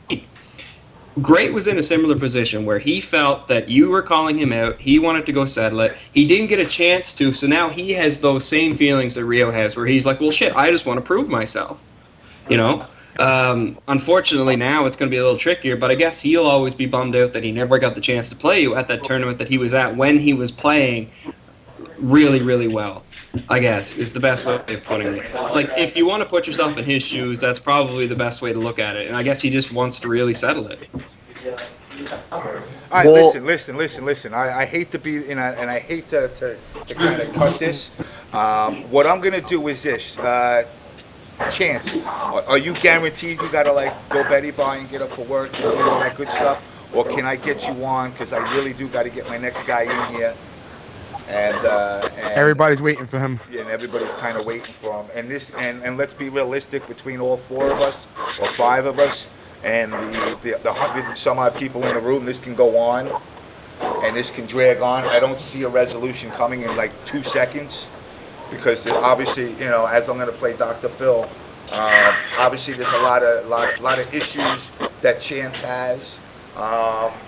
And, you know, I know Bit's actually in the arcade right now, so, I mean, I want to let him do his thing. And, you know, and Dave, you know, you look like you're ready to choke your kid out there, so. We're making a scary face. You got a scarier face than him. But But what I'll do is this: I can bring you back in if you want. And this way, if when you go home or whatever, you still want to hop back on, because you all know the show will be on nonstop anyway. Yeah, but I gotta go to bed when I get home. Milk, cookies, and work in the morning, huh? Yeah. I had to get up early. All right, well, like I said, you know what? I mean, this is something that, you know, it can continue on the forum. Let it continue civilly. You know, I mean, I don't even see it being something that has to actually continue as far as, you know, I mean, I know you want, you know, we spoke, I know you want the Rio matchup now, so, you know, that I'm going to do the absolute darndest I can to make happen. You know, and hey, look, at the end of the day, that's one more stepping stone of something that you hopefully won't have to hear after it's done. You know, because I mean, I know, you know, Rio could be a fucking bug up your ass, and he really wants it bad. Which is funny because you guys already played. Yeah. You know, but you know, that's Rio. Rio's Rio. You know, he. You know Rio, we all know Rio, so Rio won't stop until he gets, you know, his satisfaction. You know what it is, and I'll say this, and this was like kind of even to me, like I agreed with a lot of what you said on the award show, but I still can't understand one of two things. And I love Pig, but you know, the consistent, you know, I gotta say when you compare the amount of players that have been going to more events and top winning. And then, of course, obviously, you know, the PL one I'm not going to agree with. But, you know, we could always agree to disagree on things. I can't take away the fact that he's won 2 Evos. But, you know, to me, Rio, and it ain't because he's ODS, but Rio, to me, should have been the player of the year. That's just my opinion. But, well, that's fine. I mean, you know, opinions are like assholes. Everybody's got one, so. It's just the three of us. Obviously, we're biased. 2 of us are from the Midwest. 1 of us is currently feuding with Rio. I mean, the show is not supposed to be that serious. Yeah, no, and that's like I said. I'm not, you know, it's not something that I took to heart. I wasn't sitting up all night poking a voodoo doll 16-bit. But you know, I mean, you know, I'm just throwing my opinion out there. I thought you were poking a cantaloupe. What's that? I thought you were poking a cantaloupe of 16-bit. Nah, you know what though, dude? You know what I fucked up? Because when I was gonna put that bounty on him, I had bought like literally when they were gonna do the teams in Dallas, I wound up going out and buying 20 cantaloupes, and I had them sitting in my freezer, and I had them all drawn up and everything, and then I forgot what happened, but something happened where the team thing got fucked up. You know, that turned out to be an abortion, and then after that, I kind of said, you know, it's too chaotic. But anyway, you two guys, you know. Wait, Chancellor's wrote something. What's that? What'd you say? Chance, can you hear us again, or your mic's cut out? My mic's cut out. No, my mic's cut out. No, we hear you. No, we hear you. The mic getting cut out. Oh, okay. All right, so I'm going to let you guys go because I got. No, I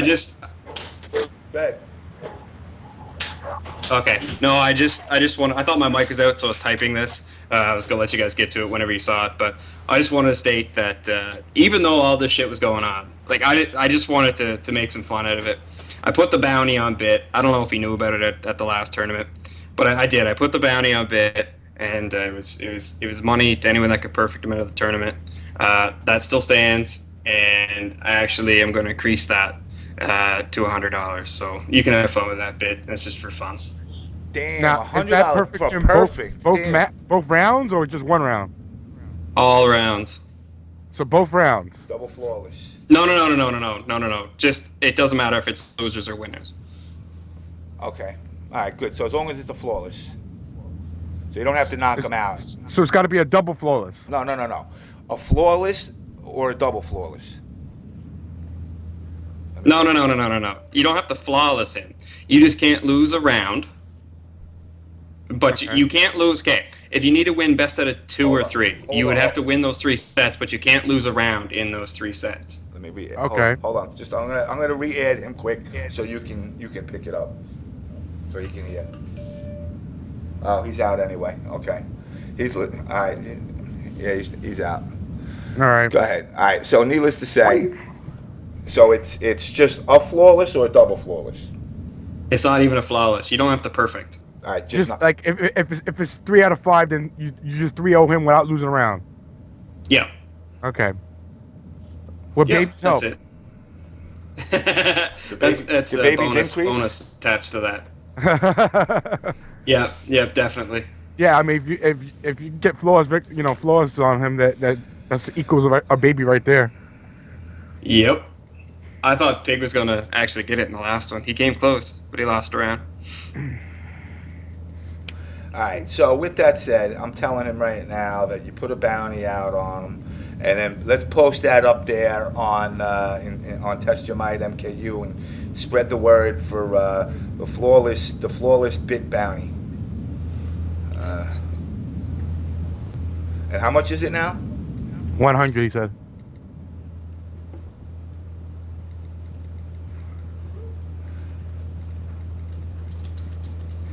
And guys, I hope you're ready for Cary. He's about to come on soon. Yeah, I'm like gonna die here. It's almost 1 a.m. and I got work in the morning. So. All right, sir. Well, I'm glad you joined us. Glad you got to let some people get to know you at least a little bit better. Let you know that this drama all over the community as always. And with that said, any shout outs you want to get out before you drop? Actually, shout outs to you guys, man. It's a really cool show. The one thing that I really just wanted to point out, and I'll do it really quick, is there's a lot of elitism and, players disregarding other people in the community based on their, whatever they're going to tournaments or not, or they haven't proven themselves yet. But, knowledge is knowledge. And we have to get to that point where we recognize everybody as a community. Like, even with my beef with Bit, I still respect Bit as a player. Like, I don't personally hate the guy. It's just call him out for some shit. That's all I wanted to do. I'd work with Bit tomorrow if we had a project to do together. You know what I mean? If it was for the benefit of the community. But I guess what I'm saying is that collectively, we got to toss out all this other bullshit and really just focus on growing the game, because there is no better time than now to truly grow the fighting game community, and that's what we should really be focusing on. And money matches should be based on the skill of the players instead of the drama surrounding the players. I agree. And with that said, I am going to let you go because I don't want to keep my other guest waiting too much longer. He's probably getting a little irked. This went a little bit longer than I thought, but I will definitely, anytime you want to get on here, you want to make that call out, you want to challenge 16-bit, you know what? Seems like it could be a match writing on the wall for it. For sure. All right, sir. I will let you vamonos, and I will get back to you during the week. All right, man. All right, man. All right. Thanks. All right, guys. Needless to say, the drama is drama, and it will always continue to be. And let me. Well, let me say something real quick, guys. As of right now, Cary is coming on. I'm putting out a tweet. I expect everybody. I'm give you guys a couple of seconds here to start retweeting. Cary is a big game guest. You guys saw the first Mortal Kombat movie, saw Tekken, Planet of the Apes, big star in a lot of these movies. So please, guys, retweet. You got questions? Please send them on Twitter, Facebook, your respective websites that you go to, on their threads. Hit me up privately, wherever you got a question for. Guys, just hit me up. And like I said, I'm gonna put a link up in a minute to let you guys know to retweet. So, you guys, what you need to do. James is getting him in as we speak. Okay. You got that last part, right? Yeah. Okay. Wow, my phone is going nuts. Gotta love crazy phones. Yeah, I don't like these iPhones anymore. So, anyway, we should be joined by Shang in a little bit. Shang is now here. Guys, welcome Shang Tsung. Basically, soon to be everybody's leader, not just the Tarkatans or the Outworld people, but everybody from all domains. Mr. Shang, we welcome you to our show. Thank you for the opportunity to speak to my fellow humans, my fellow members of Shang's army. What words of wisdom do you bring for us for the coming 2013 year? 2013 will be the year in which the gaming world will be turned inside out, upside down. There are many changes that are coming for you all, and the not least of which Shang will be actively involved in bringing gamers and the love of the gamer before the love of gaming. It is a world that has followed the pattern, as have athletes, celebrities, all serving a big machine of hype and unreality. Shang is now moving actively just below the surface to soon unveil a secret weapon with which gamers will take back their own lives, change the gaming world, and bring the producers of the gaming world, including the gaming companies, and all those absolute moguls who have no sense of who the gamers at the individual level are, or what their needs are. We will bring them to their knees. We will change the nature of the competition.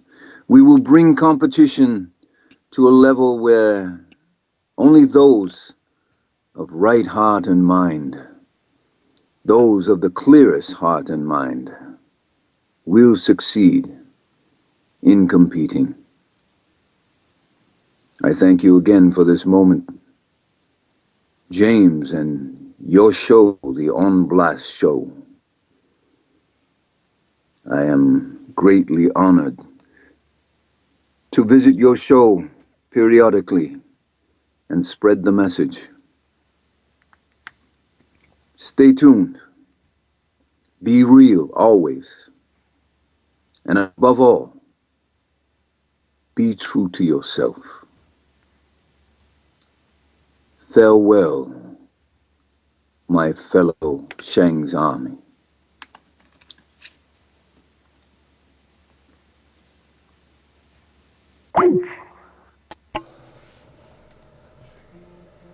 Guys, that was Shang Tsung with a quick message before we are joined with my other guest, which will be Cary Tagawa, where you'll be able to field questions to him. As you can hear, Shang is in fact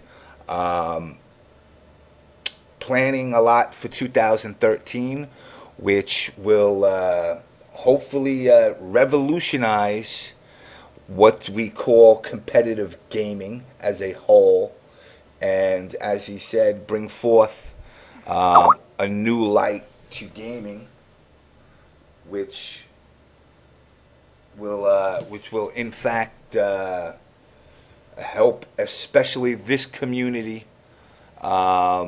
It will help us grow as a whole. And but with that said, I am going to take a quick commercial break and run a couple of commercials, and I'll be back with our next guest. My tag's K-Frog, and I'm a competitive gamer. Mortal Kombat's my game, mainly because I'm terrible at Japanese fighting games. but I still go to pretty much all the fighting game tournaments in Toronto, and I've competed at some of North America's largest major fighting game tournaments as well, like Evolution in Las Vegas and some of the Major League Gaming tournaments. I've held casual gaming sessions every month at my place to help local players level up and train for the past year, and I sometimes house gamers when they come from out of town for a tournament. The long and the short of it is, I'm very familiar with and very connected to the fighting game community. I've always been especially struck by the level of analysis and effort that some players put into mastering their games and with everything that goes on inside and outside of tournaments. I'm pretty sure the majority of people have absolutely no idea how far competitive gamers go to become top players in their games and about the level of devotion and skill that's involved in the process. So I decided to do this project. The goal? Present the range of experiences by talking to both casual and competitive fighting game players, as well as sharing my own experiences. In order to do this properly, I need to get to New York City and California to conduct some key interviews with a few of North America's top fighting game players. I'll then be providing exclusive in-depth coverage of one of Canada's largest major fighting game tournaments, T13, which many of these players will be attending. So I invite you to join me as I attempt to define the premise of the game. You go, K-Frog. Premise of the game. That was crazy. That was crazy.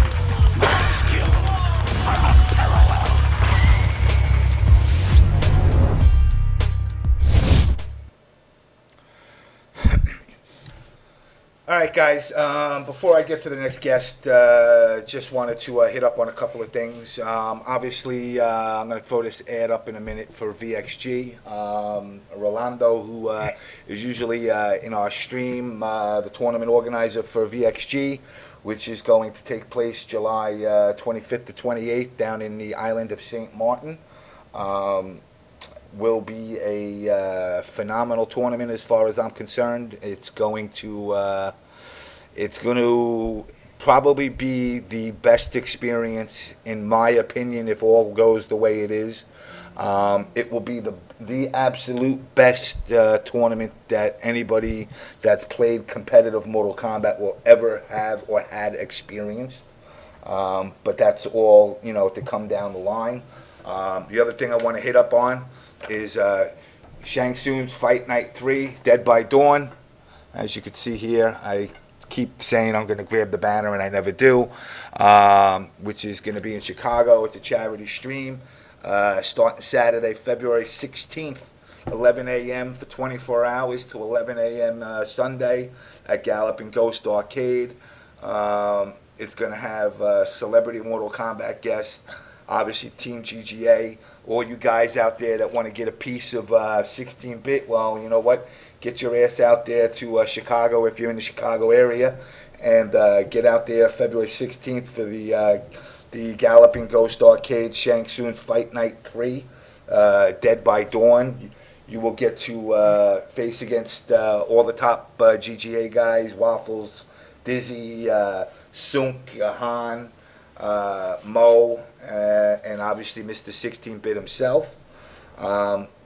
Also, like I was saying, you got the VXG, going to be in St. Martin, and basically what you're going to get is you're going to get a tournament where pretty much everything and anything is possible. This is equivalent to Fantasy Island, if you will, and hopefully it should be a great tournament.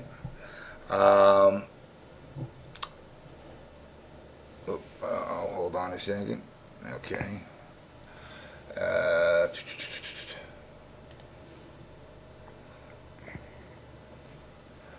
Let me double check something. And with that said, guys, I'm hopefully going to be bringing you our next guest, Mr. Tagawa. Mr. Tagawa, you there? No, it's still connecting. It's still connecting. Oh. What is that? I don't even know what that symbol is. I've never seen that call before. It's saying it's connected. Let me drop him and re-add him.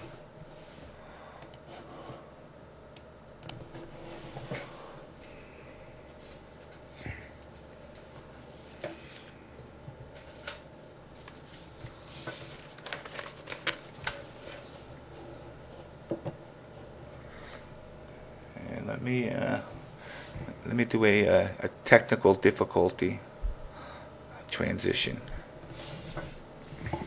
And you take the mic over for a little bit. Oh man. Oh man, making you think on your feet. No. It wasn't that. I was just drinking. Guys, we still got one more beta code for the DOTA2 beta. Mike Troy got the second one. I'll be putting out another beta code during when Shang comes on. We're just having a little difficulty getting him back on right now. So give us a couple minutes with that. Second note, guys, retweet. Let everybody know he's coming on. You got questions, send it to us. I already got a lot of questions for him. If you have any questions, this is your only chance. Remember, guys, your only chance to ever ask Mr. Shang Tsung these questions. So please, if you have any questions, now is the time. I will try to get to almost every single question. As long as it's not stupid and retarded, I will try to get to every single question that you guys send. Like I said, I already got about 20 questions already. If you have any, send them. I'm going to keep putting it through the chat. Let you guys know if you have any questions for him to send them. Also, guys, please support us. If you want to catch the archives of the show, go to our YouTube page, like, subscribe, comment, whatever the hell else you want to do on there. Who's talking now? It's the co-host. DarKNaTaS is talking right now. So, guys, if you can, just do that for us. I hope you guys are really excited about this because he's a very big name guest that we have it on here. If anybody from NRS is watching, which I think they are from what I'm looking at in the chat, some of the guys from NRS are in the chat. You guys don't know who they are, but we do. So, thank you for those guys who are watching. If you're not watching now, then you're probably catching on the archive. How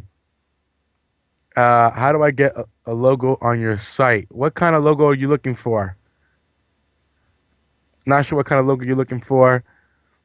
Remember, guys, any questions you put in the chat, I cannot see that in the chat. You got to send it on Twitter or Facebook or put it on MKU's thread for the show or Test Your Mike's thread for the show. Whatever you can find it on. Okay, I got your question on Facebook. I'll get to that. I'll probably go into the forums first since a lot of the forum ones were posted before the Twitter ones and the Facebook ones. But I guess if I don't get to your questions, please do not patronize me. Like, yo, where the hell is my goddamn question at? Because I will eventually get to it, guys. It takes me a little bit. I thank you, Razor. I got your messages. You always send me like a shitload of questions. I'll post a link again for you guys on where to send questions to if you have not done it to the regular, to either, Test Your Marta MKU. Here's the link again, guys. You can send it there, Twitter or Facebook.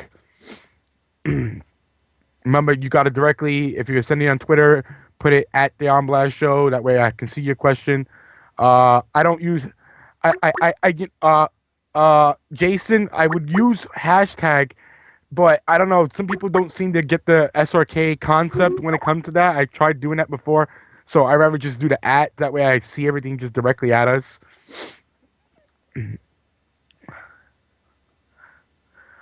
Shang we're having a difficulty. James is probably talking on the phone. We're trying to re-add him into Skype right now. So it's a Skype technical difficulty right now. And we have him back. We are here, although... Okay, hold on. Your video button, yep. Yeah. Let's see. I don't have a video button, man. It's weird. Let me do this. Are you on your computer or a tablet or? I'm on my iPad. Yeah. Okay, you see below where it shows the little hang up button? Yeah, and next to it is the audio. Okay, and then to the left of that should be the camera, correct? Yeah, usually it is, and it seems like because you called me. All right, so you know what? Let me do this. I'm gonna drop the call. I'm gonna call you. I'm gonna add you back in with video, and then I'll call, and then I'll add you in, Natish. Okay, go ahead. All right. Sounds good. Okay.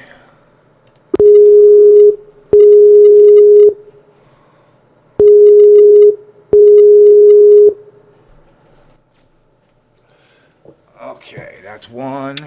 Now you're coming up, and let me add you, and we're perfect. Oh, what is Oh, that? we lost the video again. I lost the video again. Let me remove NaTaS. I I got just got to. here. Let me do this one more time. All right.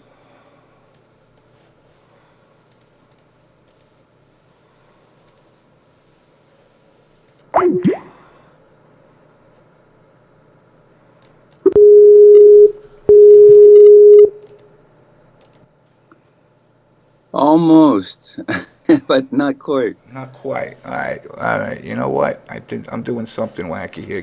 Bear with me 1 second. Okay. One more time. Not a problem. All right. What am I doing wrong here? Okay.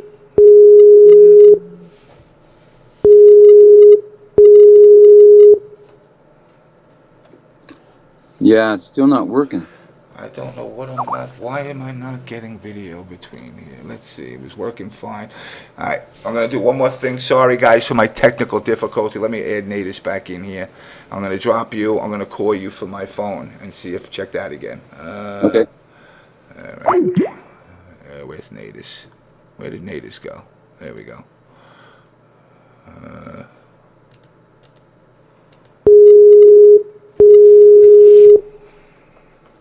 All right, I don't know. Something's up with this video. I got to check quick. So while I'm doing that, you just you entertain the guest. Be the court jester. Oh, I've been to court jester, man. All right, guys. He's fixing things here. We're trying to get video for you guys, also, so you guys can, actually see Shang and everything. We're not exactly sure. Skype can be a pain in the ass sometimes. Let me try something. I know everybody wants to see video. And where are you? Where are you? Why am I not even showing you, sir? Remember, guys, no questions in the chat. Just send them to the various places I've listed numerous times already.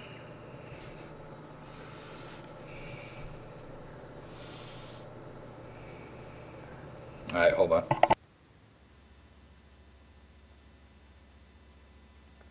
All right. Yeah, I'm looking through some of the questions right now from some of you guys are sending. Remember, guys, be civil questions here. Nothing retarded.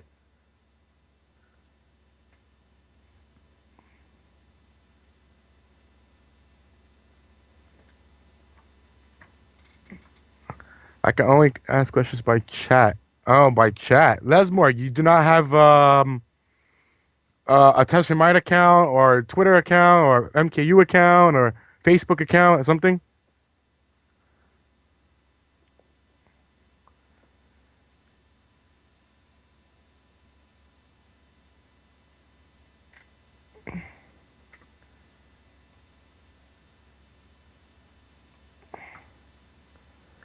You guys do hear me, right? We hear ya. No, not you. I'm talking about the chat, the stream. All right, let's see what we got here. Let's see if it initializes this time. Leave your video off, NaTaS, for a second.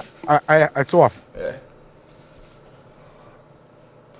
Okay. No. Yeah. I'm trying to think if there's a way I can force video on you. Let's see. Maybe Skype needs to be updated. No, because it would actually give me that message. Let's see. Remove because send files and I can't. It's got to be a way I can kind of kick this in. Let's see. Apps, video options. Let me see what I got under options. All right. You know what you do, Cary? Yeah. Go to, you see you got a tool button at the top of your app? Oh man. I'm gonna be your IT help desk right now. Yeah, I on my regular laptop before it had all that, but on the iPad I can't find. Not that I've ever really looked either. You got the laptop with you or no? No. No. All right, that's no big deal. I don't know because I'm not. I'm gonna actually have to ask out into into my my audience. It's iPad. I think it's going to be an iPad issue because it's working iPad to iPhone. Right. But for some odd reason, it's not working to my PC. Okay. So let's see. I don't think there's anything I can actually. Let me see. Turn on video. Let's see. Turn on. No, that's my old video. Yeah. At the bottom, it shows the icon for the camera though. No, that's what's odd. Is there any way that I can call you and that you can? Yeah, call. You know what? Let's do that. Let's drop the call and you call me. Okay. Right. All right.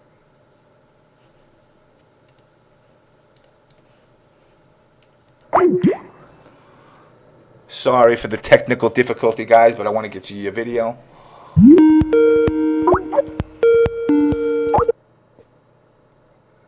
All right. There we go. Okay, cool, beautiful. All right, so now let me add my co-host. You know what? Where is he? There we go. You know what? No, once I add my co-host, That's drops. what it is. Wow. So let me. Hey, NaTaS. NaTaS, you there? Yeah, I'm here. I'm gonna have to fend this one without you. All right. So you know what I'll do? I'll send you questions, through Skype directly to you. Okay. Okay. You got it. Go ahead. All right. Let me drop him off and remove him from the group and see if the video picks back up. No, it does not. All right. So you know what? I'm gonna hang up, drop the call. You call me back one more time, and we should be rocking and rolling. Okay. Good. All right. All right, guys. Sorry for the bumblefuck there, but we're good to go now.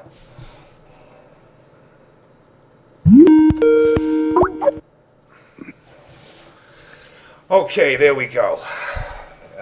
Unfortunately, guys, I'm gonna have to drop my co-host off, but you know this is usually his chow time anyway. So anyway, guys, we got Mr. Tagawa here, actor who plays Shang Tsung in the movie, as many other roles that he's played. You know, we welcome you to the show. We're glad to have you here. Aloha, James. Yeah, thanks for having me, bro. You know, I'm gonna get right into the questions. You know, what brought about you becoming an actor in the first place? My mother was an actress in Japan, and going from Tokyo at 5 years old to North Carolina to be at a place called Fayetteville, Fort Bragg, North Carolina, for those who know anything about the military. My dad was a lifer in the U.S. Army. Oh, okay. And that was quite a welcoming for a Japanese kid in 1956 to North Carolina. It was about the same time that my mother really started impressing me upon going to the movies and talking about movies. We did a lot of that when I was young. So it started at a fairly young age, ridiculously young, about starting to understand the craft of acting, and led up to doing plays in high school, not going to college for acting. Instead, I was told by my drama coach that it would be ridiculous to go to college and study Shakespeare with a bunch of kids who didn't understand what life was about. He said, go out and get life experience. So, in fact, I did do that. Cut celery. I was a farm laborer. Worked doing import-export, photojournalist, just a bunch of jobs. And it turned out that really his advice about getting to know life from the inside and not actually, cramming the study of acting, but the study of people. And that really led me to the point of getting into Hollywood at quite a late age. At 36, I started. Oh, you were a late start. I thought you were earlier. Wow, really? 36? Yeah. One thing that I found, and this is kind of true with my life, it's the magic if we can consider that there is magic in general in the universe, my life has been nothing but that. And it might be that just I had such a harsh entry into the United States of reality that it made me sort of jump toward fantasy and movies and magic in general. And my life has been magical. The way I started my career was the fact that I've gotten to where I have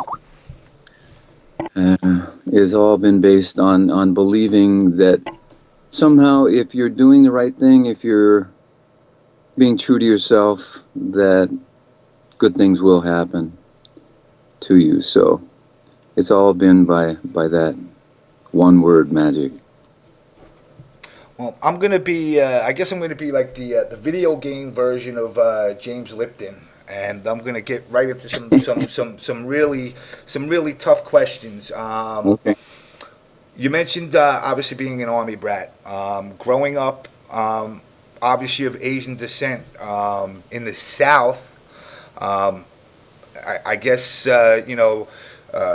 pre-war time, pre-war time, after wartime.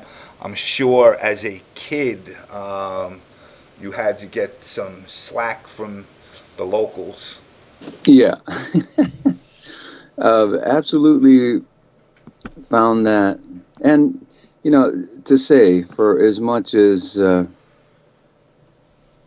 a negative experience that I had in my early years, I recognize, certainly in having gotten older, that racist and racism is prevalent everywhere. It's just a matter of the location that you're at, that the majority tends to have a sense of entitlement about all those things.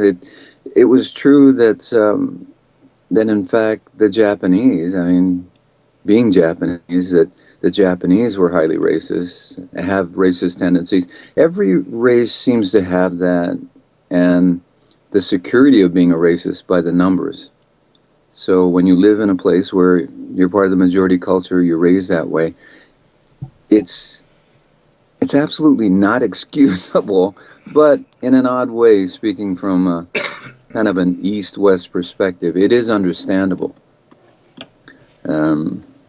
It was tough, but I had a very short period, probably like 6 seconds, to make a decision whether I was going to roll over in that environment or I was going to stand up and fight. And certainly I made the latter choice. The choice to stand up and fight, certainly a most noble one. I'm always about the underdog. I certainly because of my experience, identify with underdogs a lot. So I'm always looking to, if not just defend underdogs, it's to empower underdogs to another level. That's part of what my injection into the gaming world is about. Certainly as an actor, in a career now of 26 years, I never expected the experience of Mortal Kombat, but with that experience, it certainly woke me up to at that time in 94, is when we shot the movie, came out in 95, that the gaming industry was certainly well on its way, but nothing compared to where it's at today. My major interest was because my son, at the time was 6 years old, was majorly involved in Mortal Kombat. And as I began to prepare for the role, played with him to learn a little bit, he beat me so bad that I quit. I thought, I'll just watch. How about if I just watch? And so got my first exposure to Mortal Kombat through playing with my son. But back to the point of underdogs, it's true that in our society we just have this ongoing pattern. It's nothing new to hear this, but certainly you have businessmen who are, it's a multi-billion-dollar kind of business and will continue to grow, certainly. This is not an industry that's going away. but it's typical of sports, of anything where there's celebrities, that people tend to get used. And in the gaming world, it's no different. I'm watching, and as I find out more about the world itself, about the tournaments and kind of the attitudes and the sponsors, it just the same as everything else that goes on in this country. And I want to be part of a change within that. I really am about people first, business second. And I think there can be business definitely that can help people of all things. What a novel concept rather than just using them. And Who would have thought? yeah, exactly. So it's time for that. To me, it's I don't know how old you would have to look back in the old school to find a point at which underdogs were absolutely supported. The people were more important than business. I want to make gamers more important than the gaming industry. I think the gaming industry does not honor gamers enough for what they're offering to the gaming industry. I mean, the gaming industry, the guys at the top, they're only there because of gamers. And I want to bring definitely. The gamers, being from both sides, on a player side and a developer side, my paycheck comes from the success from people buying my product. Right. And a lot of times, you see now, one of the problems with the gaming industry is they take that for granted. Yeah. One of the things they're notorious for doing is tying a big name license to a product and then letting them roll out some piece of garbage, figuring that whatever the license is that is attached to it will be enough to sell the product. Yeah. And consumers have gotten smarter as the years have gone on, and they don't fall for the trickery as much anymore. They say, we want quality, and plus, like you said, it's with the tournament scene the way it's growing, it's becoming an extension of the entertainment industry, like WWE or even actors, or athletes. People out there have their favorite players. Mm-hmm. And they know, said player is going to be at this tournament. They will make sure they go out of their way to watch those players. Mm-hmm. So it's definitely an industry that, before you come on, I keep saying we're still a 20-year virgin. It's still an untouched territory, but that's slowly starting to change. Absolutely, and that's what, just for your audience sake, that after having talked to you, I've only talked to you twice in my life, but I have to say that the impression you left me with the first time we talked was adequate to make me interested in hooking up with you, understanding that your heart is about the gamer. It is about their welfare. It is about, providing situations that without you, and I think you have to also receive this well, that there's just always, as in every sort of endeavor, a small number of people who are about the people, and totally honor you for doing that, and in your work with the gamers and with the show. That's why I decided to come on and absolutely get more involved with you, and hopefully in the future we can be doing some big projects together. Well, I definitely thank you. I appreciate it. It's funny because I just said, early in the show, because the 2013 year is rolling here now, one of the things I've said to the guys in the community is, I'm far, I'm not 16 no more. I wish I was, but unfortunately I can't find that fountain. Right. And I've told guys, I don't care, how big the problem is, how small the problem is. I don't pretend to have all the answers, but, I tell people all the time, I don't care how big or small the problem is to you. You know, if you need somebody to talk to, I might have an answer that you want to hear. I might have an answer you don't want to hear, or I might tell you, you know, hey, it's time to go, you know, talk to somebody else, you know, or at least put you in the right direction. Right. You know, especially, you know, after, like I said earlier about, you know, the stuff that went on up in Connecticut with the shooting, and you know, the first thing they do is they say it's the games. Right. You know, and you know, I'm sorry. I mean, I've been gaming for let's see, about 38 years. I've been gaming, and I've never picked a gun up in my life or had a desire to do something that's as insane as that. And I think, you know, it's giving this community, you know, the gaming community, kind of a bad rap, which is unfortunate, especially being that I was here in the beginning of the community, and it took this many years to shed the negative image that it already had. Right. And now it's getting restarted up again, and you know, I'm trying to, you know, like I said, I reach out to guys, you know, senseless things like that, you know, I mean, I would hope none of the people that are watching, you know, would ever have thoughts of, you know, that kind of stuff go through their head, but you know, I'm here to listen to them.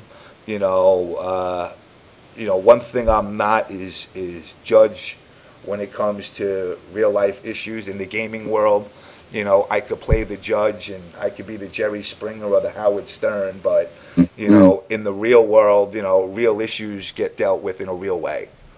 Yeah. So I mean, it definitely, you know, you definitely bring a positive influence to this community, you know, and like I said, from when I first met you, I could, you know, I'm usually a pretty good judge of character, and the vibe I got was, this is somebody that, you know, gives his heart to whatever he does. You know, it ain't about what you walk out with, it's what you put in. You know, and we're finding that the skills that gamers have, I heard of this one where they determined that gaming skills, they had tested it on some heart surgery, and I don't know if this is how brief the information was, but that somehow the skills of a gamer superseded those of a